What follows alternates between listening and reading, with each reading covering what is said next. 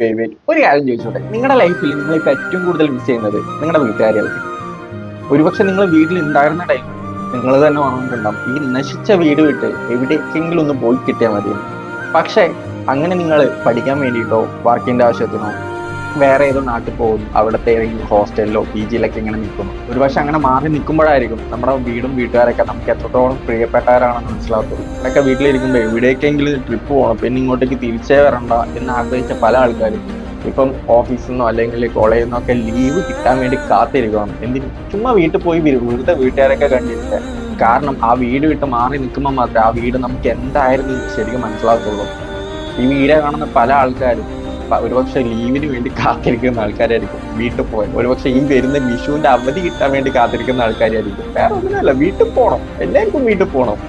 അത് ഒരുപക്ഷെ എല്ലാവർക്കും മനസ്സിലാകത്തുള്ളൂ. ഇതേപോലെ ഏതെങ്കിലുമൊക്കെ ഹോസ്റ്റലിലോ PG-ലോ വന്ന് നിൽക്കണം, അന്നേരം മാത്രമേ മനസ്സിലാകത്തുള്ളൂ. പിന്നെ മെയിൻ ആയിട്ട് വീട്ടുകാരെ വിട്ട് വേറെ രാജ്യത്ത് പോയി പണിയെടുത്ത് അവിടെ തന്നെ നിന്ന് വർഷങ്ങൾ കൂടുമ്പോൾ നാട്ടിലേക്ക് വന്ന് 1-2 മാസം ലീവിന് വരുന്ന അവരുടെ അവസ്ഥ പറയാൻ ഞാൻ ആരുമല്ല. എന്തായാലും ഈ വീഡിയോ കാണുന്ന പല ആൾക്കാരും എന്നെപ്പോൾ തന്നെ നിങ്ങളും നിങ്ങളുടെ വീടും വീട്ടുകാരെയൊക്കെ നിൽക്കുന്നുണ്ടാവും, ലീവിന് വേണ്ടി കാത്തിരിക്കുമായിരിക്കും. കാരണം അവിടെയുള്ളവർ ഞാൻ എന്തെങ്കിലും തെറ്റ് ചെയ്താൽ ദേഷ്യപ്പെടില്ല, പരിഹസിക്കില്ല, ചീത്ത വിളിക്കില്ല. പകരം ആ തെറ്റ് തിരിച്ചു തരും.